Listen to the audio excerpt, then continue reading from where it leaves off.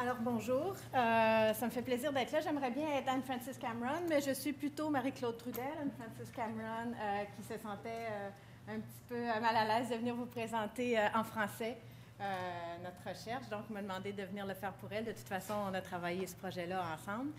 Je me sens un peu comme un extraterrestre ici devant vous parce que je suis là depuis ce matin et ce que j'entends versus ce que je veux vous présenter, c'est assez différent. Depuis ce matin, c'est très intéressant ce que j'entends. J'entends parler des différentes façons d'utiliser les technologies de l'information dans une optique pédagogique pour mieux enseigner différents concepts. Moi, j'ai le problème inverse. Moi, je dois maintenant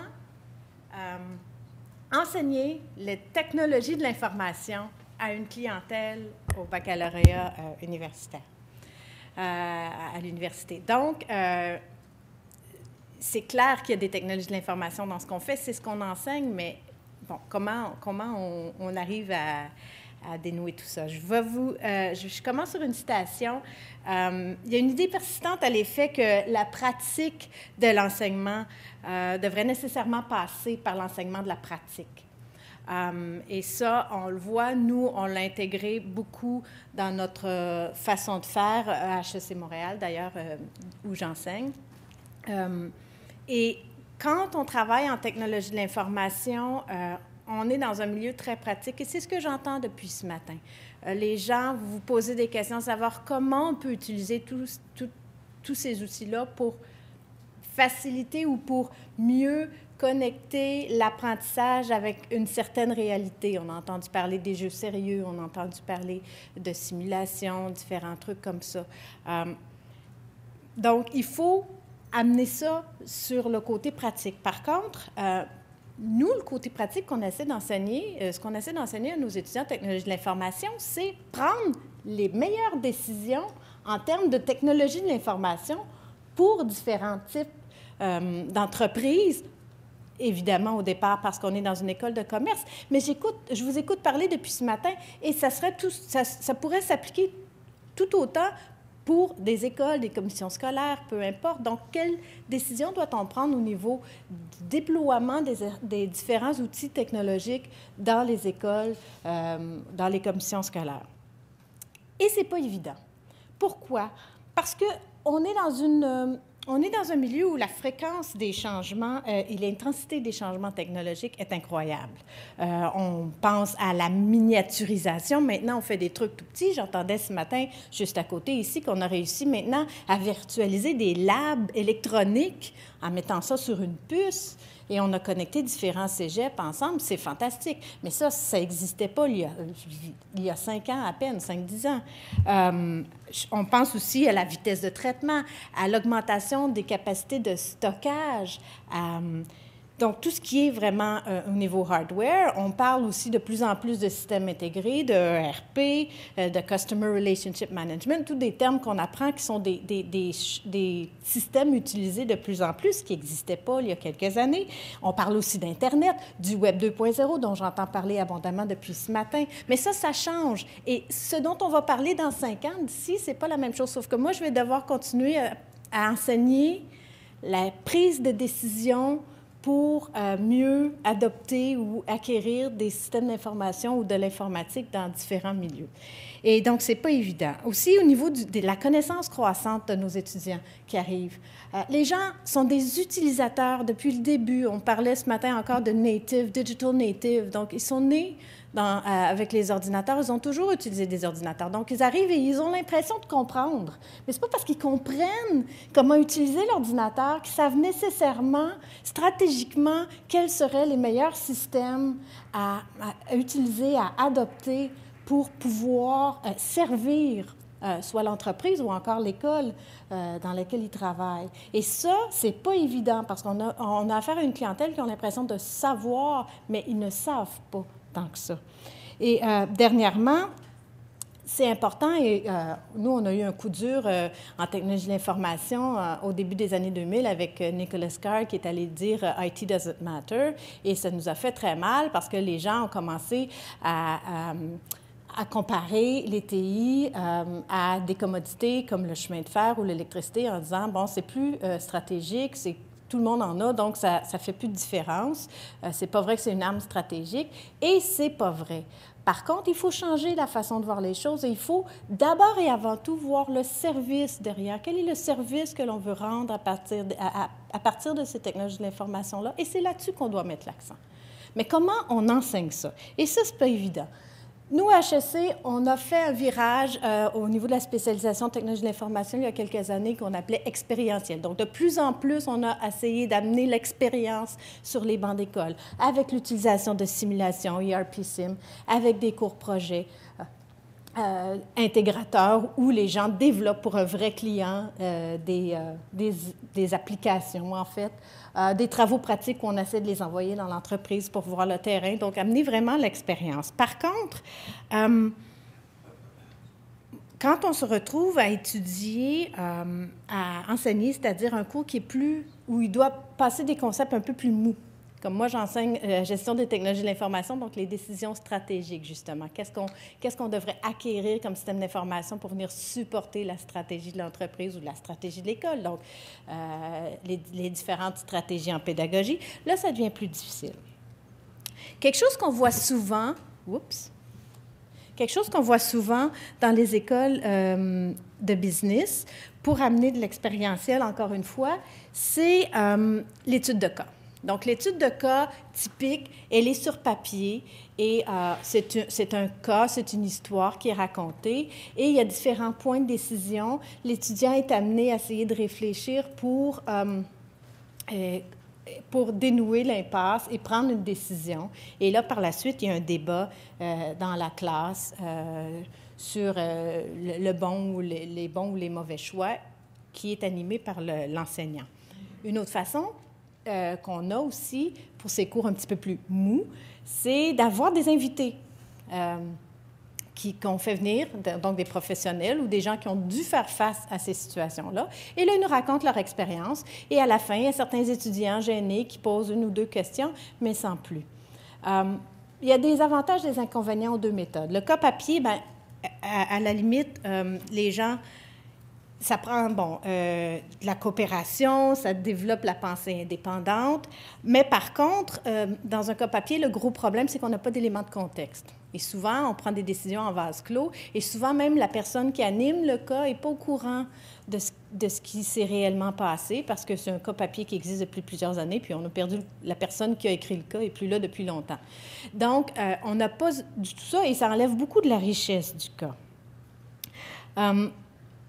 Par contre, une des grosses forces du cas, c'est la note pédagogique qui l'accompagne. Et c'est quelque chose qui est très structuré. La note pédagogique, c'est quelque chose que les étudiants ne voient jamais. C'est quelque chose qui est écrit parallèlement au cas où on va faire une espèce de scénario d'enseignement où on va expliquer quelles sont les questions à poser en fonction de ce cas-là, comment mener le débat, avoir des questions de relance aussi, différentes approches d'animation.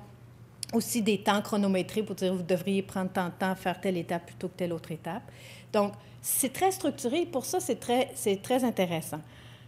En contrepartie, si on pense aux présentateurs invités, ça crée des liens entre les étudiants et les professionnels. Et donc, ça, c'est en fait entre la vie académique et la pratique. Et ça, c'est très intéressant. Et ça présente aussi des modèles aux étudiants. Donc, ça peut être intéressant aussi. Par contre, on est dans un mode passif. La personne va être devant, va passer son expérience, mais c'est pas mal unidirectionnel en général. Nous, ce qu'on a voulu développer, c'est une méthode hybride. Donc, le cas, c'est très actif, l'invité est très passif. Nous, on a voulu aller se positionner entre les deux. Donc, on a développé ce qu'on appelle... Je vais essayer de revenir. Oui. La méthode de cas en direct, où on a un invité qui vient nous présenter une situation, mais où on a, nous, comme enseignants, préalablement travaillé très fort avec l'invité pour trouver, ou pas scénariser parce qu'on ne veut pas mener, vraiment, on ne veut pas décider pour l'invité, mais on veut trouver certains points de décision importants qui est relié à ce qu'on veut enseigner. Et là, on amène l'invité en classe qui présente son cas et nous, on anime avec le présentateur de sorte qu'on on puisse arrêter à certains points de décision et là, débattre de la situation.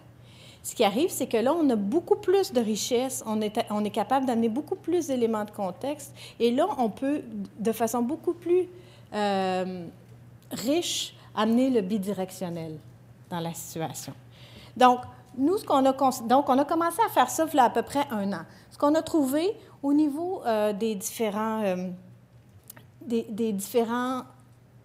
caractéristiques qu'on a fait, et ça, c'est tout à fait inductif, là, justement, c'est un de nos problèmes. Les indices contextuels, on a découvert qu'ils étaient beaucoup plus hauts. Il y avait beaucoup plus de possibilités d'avoir des indices contextuels dans la méthode de cas en direct. Dans le cas traditionnel, c'est très bas. Quand on a une présentation d'un invité, c'est moyen en général. Le développement des compétences à la collecte d'informations. Quand on fait un cas papier, tout comme quand on a un invité, on peut leur demander avant, l'invité va venir de telle et telle compagnie, donc on peut avoir de la recherche comme ça. Par contre, quand on a la personne en face de nous, la capacité d'aller poser les bonnes questions pour obtenir les réponses qui vont nous permettre de prendre la bonne décision, c'est une habileté qui se développe et c'est une bonne façon de la développer. Développement de compétences en communication, encore une fois, pour la même raison, beaucoup plus facile de développer ça avec la méthode de cas en direct. Et l'engagement et l'appropriation des étudiants dans la problématique, ça aussi, on a découvert que c'était beaucoup plus facile. Là, ça a l'air bien beau, mais maintenant, il nous reste à tester ça. Juste avant d'y arriver, vous dire que ce n'est pas simple. Il faut d'abord s'assurer que nos invités soient choisis minutieusement en fonction vraiment de l'élément qu'on veut étudier. Ça, c'est très important.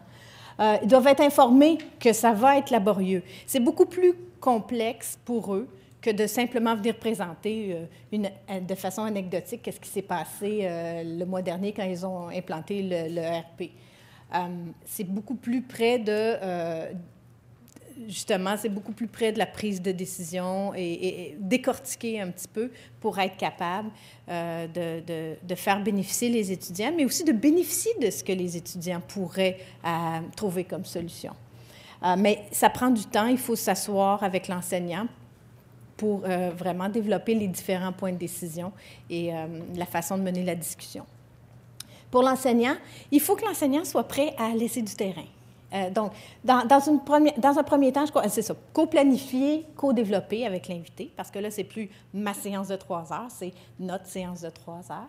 Et il faut être prêt à laisser du terrain, parce que l'invité donne, mais l'invité veut recevoir aussi. C'est incroyable parfois, quand on pense à l'extérieur de la boîte, qu'est-ce qu'on peut arriver, avec quoi on peut arriver comme solution. Et donc, c'est intéressant aussi pour l'invité de bénéficier de ça. Et l'étudiant doit être sensible à l'histoire racontée avant. Et ça, c'est très important pour éviter de poser des questions sensibles, pour éviter les commentaires négatifs, les jugements sévères, dépendamment des situations. Ce n'est pas toujours évident, donc il faut quand même préparer le terrain. Et il faut s'assurer, là, je l'ai mis dans l'étudiant, mais grosso modo, il faut s'assurer que les points de décision vont être au bon niveau aussi, parce qu'on a essayé, à un moment donné, quelque chose comme ça, avec des points de décision qui étaient peut-être un peu trop élaborés. Pour un étudiant de bac, ça aurait été plus adéquat pour un étudiant de maîtrise. Puis là, à un moment donné, on entendait les mouches voler. C'est pas une bonne façon de faire. Donc ça, il faut faire bien attention à ça. Donc, notre problème maintenant, comme je vous ai dit, le tableau que je vous ai montré il y a 2 diapos, c'était bien beau. On avait O à droite. C'est ce qu'on perçoit, c'est intuitif. Par contre, maintenant, on veut le mesurer. Et là, comment on peut mesurer les bénéfices associés à ça au niveau des étudiants, au niveau des animateurs, au niveau des enseignants. Jusqu'à maintenant, ce qu'on a fait, c'est qu'on a sondé la population étudiante qui était très satisfaite de ces expériences-là. On a sondé les animateurs qui se sont tous dit prêts à revenir parce qu'ils en ont retiré beaucoup. Et les enseignants qui avons utilisé cette méthode-là, on est très satisfaits aussi. Par contre, ça reste anecdotique et là, on essaie d'aller chercher de l'empirique. On pense à faire une expérimentation avec groupe contrôle, mais c'est un petit peu difficile en milieu universitaire de dire on enseigne le même cours, mais pas tout de la même façon, parce qu'il y a des évaluations à la fin. Donc là, on est un petit peu à penser à comment on va être capable d'aller chercher les résultats empiriques à ce niveau-là et surtout comment éviter de n'avoir que des mesures perceptuelles. Parce que si on y va par sondage ou peu importe, ça va aller bien, mais on va avoir que du perceptuel et à quelque part, nous, on chercherait avoir plus que ça pour mesurer la connaissance au bout de la ligne, au niveau de la prise de décision dans des contextes comme ça. Rapidement, ce qu'on a fait, c'est qu'on a développé 4 façons d'utiliser cette méthode-là, dépendamment du degré d'immersion de l'étudiant dans la situation et dépendamment de la durée. Et présentement, on l'a étudié dans 3 cases et c'est la 4e case qui est problématique. Quand on a un cas de courte durée avec faible immersion, on a utilisé dans un cours de gestion de projet TI, on a eu des gestionnaires de projet qui travaillent justement, un gestionnaire de projet à la DAIP, la Direction des apprentissages et de l'innovation pédagogique de l'université, qui avait utilisé les méthodes agiles et qui venait parler des problématiques d'utiliser ces méthodes-là en gestion de projet. Et il y avait des points de décision et ça s'est très bien passé, mais c'était 45 minutes. 1 heure, 45 minutes, 1 heure. Il y a eu un deuxième invité à peu près sur le même type. Longue durée, basse immersion, c'est un cas qui est utilisé toute l'année, mais où on rencontre la personne une seule fois. Et longue durée, haute immersion, c'est notre cours projet intégrateur, où c'est un vrai client qui vient donner un vrai mandat aux étudiants et les étudiants rencontrent ce client-là à plusieurs reprises pendant la session parce qu'ils doivent développer une application. Cette année, par exemple, c'était Métro, l'épicier, qui venait pour faire une application mobile pour utiliser, qui faisait le lien entre leur système intégré et le programme Métro et moi. Donc, les étudiants devaient développer ça. Et je vous rappelle qu'on est dans une école de gestion. Donc, l'idée derrière, c'était plutôt de prendre la décision quel serait le bon système à développer qui répondrait vraiment aux questions, aux stratégies que l'épicier a en tête ou peu importe, beaucoup plus que faire le bidule pour la bidule, en fait. Donc, le 4e, présentement, je termine là-dessus, nous, on pense l'accès. Donc, le cours que je donne, c'est un cours axé sur la prise de décision dans un département TI, qui peut être dans une entreprise ou dans une université. Et les concepts sont plutôt mous. Alors, ce que je pensais, c'est d'utiliser quand même un cas traditionnel papier, assez élaboré, mais avant, contraire un petit peu d'Axi, de l'autre cours que je vous ai dit, longue durée, courte immersion. Moi, ce serait plutôt haute immersion, courte durée, parce que je prendrais 1 ou 2 séances intensives où on travaillerait beaucoup sur des cas papier, on se poserait plein de questions, et après ça, on ferait venir pendant un bon 2 heures la personne en ayant scénarisé la rencontre avec des points de décision importants qui relèveraient de ce qu'on a discuté auparavant quand on a travaillé le cas papier. Et donc là, on pourrait réussir à amener la richesse de la méthode de cas en direct pour une situation comme ça, mais ça reste flou parce que ce n'est pas évident de trouver de la haute immersion courte durée, et c'est un petit peu le dilemme, et évidemment mesuré de façon empirique. Mais je peux vous garantir que ce que j'entends depuis ce matin, ça pourrait aider énormément, même dans les universités ou peu importe, les gens à prendre. Donc, c'est l'idée de prendre les bonnes décisions en fonction du contexte. Et ça, ce n'est pas quelque chose qui est facile à enseigner dans un contexte qui est aussi fuyant que les technologies de l'information. Donc, c'est mon défi à moi. Je vous remercie de m'avoir écouté.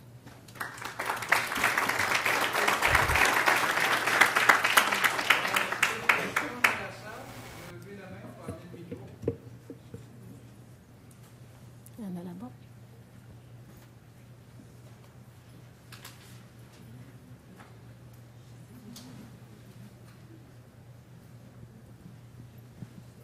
Oui. Bonjour. Je ne sais pas si le micro marche, mais pour les autres, ça semblait douteux. Vous parliez au début de armes stratégiques plutôt qu'un simple outil. Armes stratégiques, moi, ce que ça m'amène, c'est imposer quelque chose à un besoin. Est-ce que c'est pas plutôt de trouver l'outil adéquat? J'aimerais ça que vous... Tout à fait. C'est le mot « arme », je pense, qui est peut-être un petit peu mal choisi de ma part. C'est vraiment plus de comprendre que les technologies de l'information, maintenant, doivent vraiment être quelque chose qui va venir appuyer. Sinon,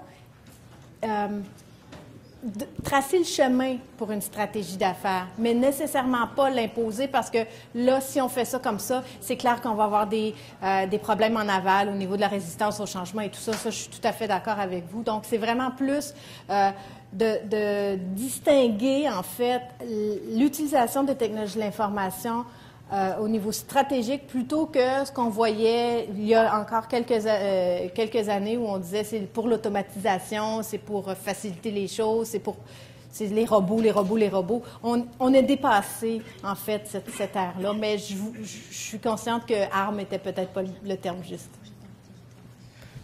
Oui, bonjour. Merci pour votre présentation. C'est juste une question je dirais, d'information, de précision. Vous avez parlé de cas écrits et donc d'un document qui était très important. Je voudrais bien que vous en disiez un petit peu plus sur, au fond, la structure, la longueur, le contenu du document. Je dirais, par le passé, nous avons travaillé avec d'autres collègues par la méthode de cas, en faisant, par exemple, une vidéo de 30 minutes qui permettait de supporter un cours de 30 heures, un cours classique traditionnel. Et donc, l'écriture d'un cas est déjà un travail de recherche pour l'enseignant. Et puis là, j'aimerais que vous en disiez un peu plus. Ben, dans ma tête à moi, un cas par rapport à ce que j'utilise, c'est en général un cas bâti sur le modèle de la Harvard School of Business ou de Ivy School of Business. Donc, en général, ça fait à peu près entre 7 et 12 pages, plus des annexes, des tableaux, différentes annexes explicatives, mais plutôt techniques. Et c'est en général une présentation assez descriptive d'une situation. Il y a la blague qui dit toujours, un autre de ces cas qui commence, Monsieur Pépin était assis dans son bureau et regardait par la fenêtre et se posait la question à savoir qu'est-ce qu'il était pour répondre à son prochain conseil d'administration.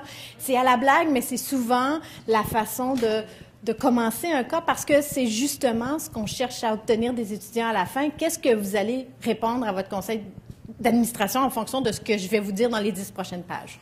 Mais on s'entend que dans 10 pages, il y a beaucoup des éléments du contexte qui ne peuvent pas être là et ça a beaucoup de bien, mais c'est quand même très limité. Une question. Je sais qu'habituellement, aujourd'hui, j'entends beaucoup de présentations, de design pour mieux intégrer la technologie et peu sur l'évaluation de ces résultats-là. Vous avez parlé que vous voulez dépasser un peu l'aspect perceptuel. Alors, jusqu'où vous êtes allé dans l'analyse au fond de l'évaluation, jusqu'où vous êtes allé? Nous, présentement, c'est justement le pan qu'on n'a pas fait. Et comme je vous l'indiquais au début, notre projet s'applique à l'inverse un petit peu des autres projets. Mais pour avoir travaillé aussi sur des projets de cours hybrides et comme ça jusqu'à maintenant, on cherche à savoir, évidemment, au niveau des résultats, au niveau de la compréhension de certains concepts, est-ce que ces concepts-là sont mieux acquis par les étudiants après avoir été enseignés de la façon A plutôt que de la façon B? Ça se pose aussi pour un enseignement hybride. La difficulté qu'on a, en tout cas dans notre université, c'est que les étudiants qui suivent un même cours pendant une même année, ou en tout cas pendant une même session, doivent tous faire le même examen et être évalués sur les mêmes bases. Donc, à partir du moment où on décide qu'on sépare en deux parce qu'on veut être empiriquement correct et qu'on veut avoir, pas empirique, mais méthodologiquement correct, je veux dire, et qu'on veut avoir un groupe contrôle, là, on déroge un petit peu de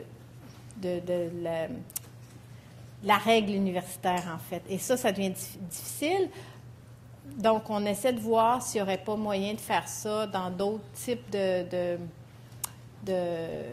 cours qui seraient moins régis, dans des cours plus aide aux dirigeants, des cours de formation professionnelle, où là, on aurait un petit peu plus de latitude à ce niveau-là. Mais dans le camp universitaire comme tel, ça va être assez difficile, mais on n'a pas abandonné encore.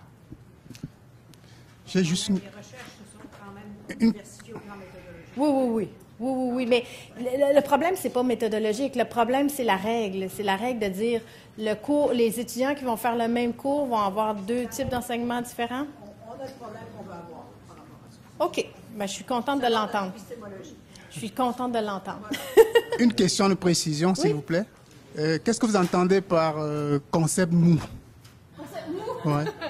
Pour moi, les concepts mous, c'est justement, on en parlait tout à l'heure, les concepts de résistance, les concepts de conflit. Nous, en technologie de l'information, on enseigne, entre autres, le langage SQL. Ça, c'est dur.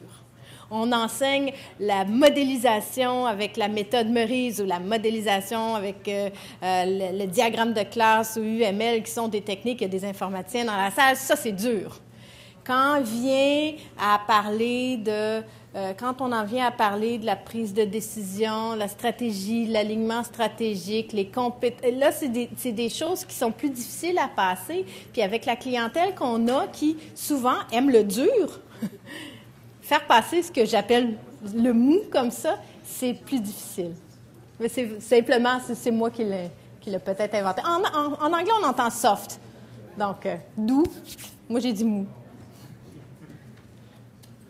Merci beaucoup.